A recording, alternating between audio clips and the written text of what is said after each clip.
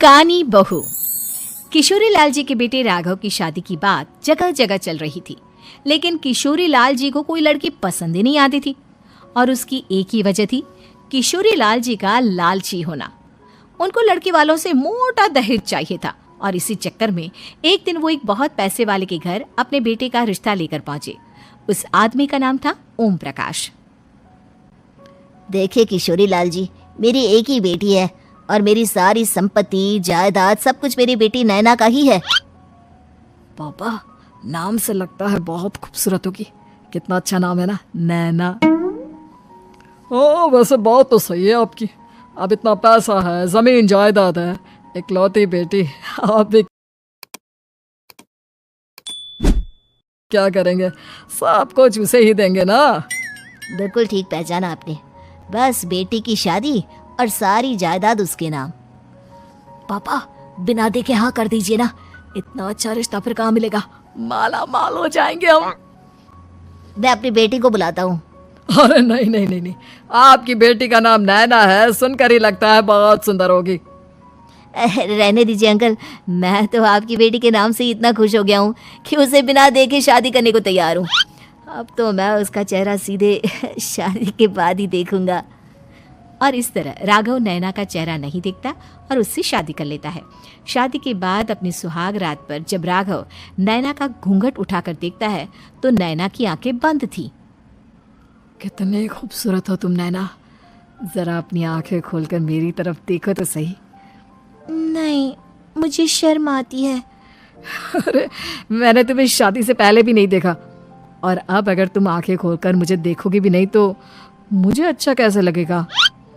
इससे पहले कि नैना अपनी आंखें खोलकर राघव की तरफ देखती, अचानक से लाइट चली गई और राघव नैना को पूरी तरह से देख भी नहीं पाया। अगली सुबह नैना राघव के लिए नाश्ता बनाकर लेकर आई।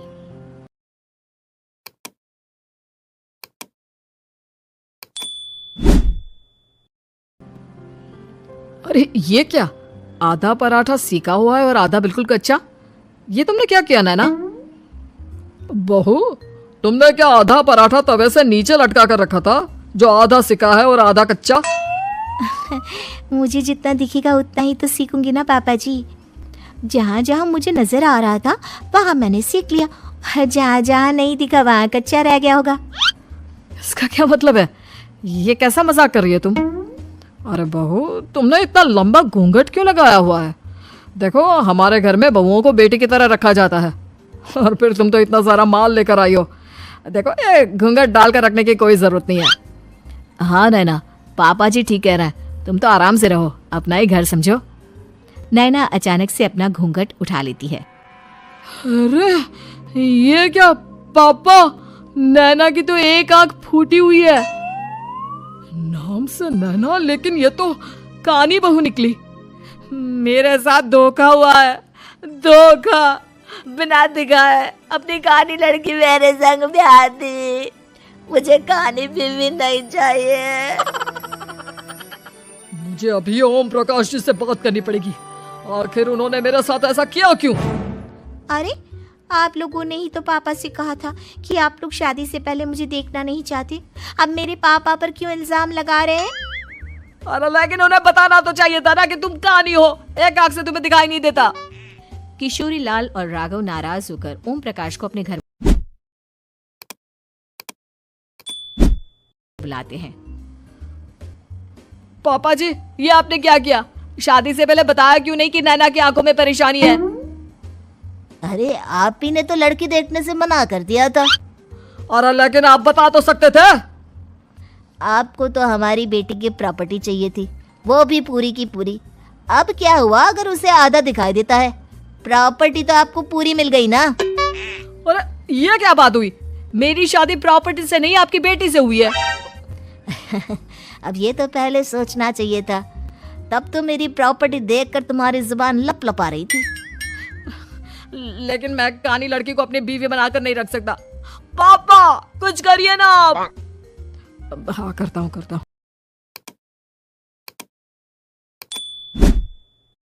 देखिए ओम प्रकाश जी, आप हमारे साथ ऐसा नहीं कर सकते।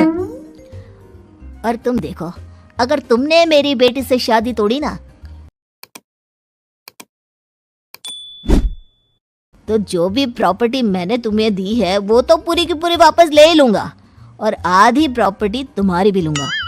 अरे मेरी आधी प्रॉपर्टी भला क्यों लेंगे आप? इसलिए क्योंकि मेरी बेटी को आधा नजर आता है और उसकी नजर अभी तक तुम्हारी आधी जायदाद पर ही पड़ी है। अब तुम उसे घर से निकालोगे तो कुछ तो लेकर जाएगी ना। और अगर हम आपकी बेटी को अपने घर की बहू बनाकर रखे तो? तो तुम्हारी पूरी प्रॉपर्टी तुम्हारी ही रहेगी, और जो मैंने तुम्हें दिया है ना उसमें से बस मैं आधा लेकर जाऊंगा। अरे लेकिन अब आप अपनी दी हुई प्रॉपर्टी में से आधी वापस क्यों? इसलिए ताकि भविष्य में अगर तुम मेरी बेटी को धोखा दो तो उसके पास कुछ तो रहे जो पति का हो। वैसे मेरे पास तो बहुत कुछ है, लेकिन अपने पति की कोई निशानी तो उसके पास होनी चाहिए ना। अब अगर तुमने मेरी बेटी को कानी कहा तो तुम्हें प्रॉपर्टी भी कानी ही मिलेगी, पूरी नहीं। जमाए राजा।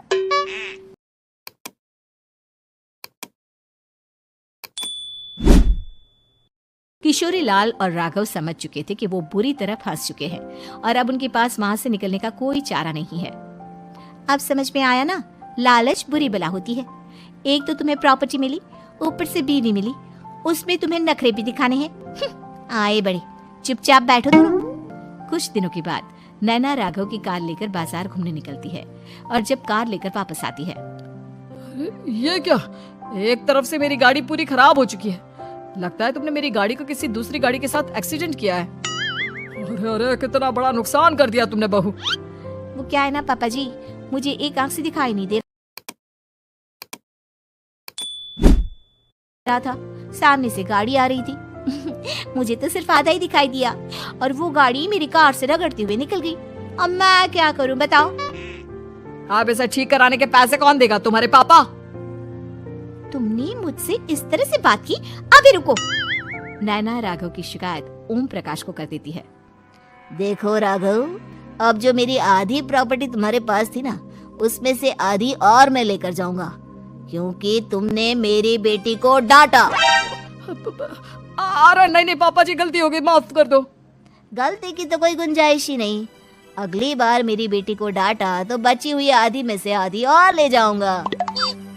लालच के चक्कर में हम दोनों ने बहुत बड़ी गलती कर दी बेटा।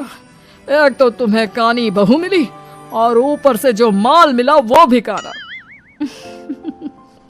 इस तरह राघव की हर एक गलती पर ओम प्रकाश उसकी प्रॉपर्टी का आधा आधा हिस्सा लेकर अपना सारा माल वापस ले गया और राघव को कानी बीवी से काम चलाना पड़ा।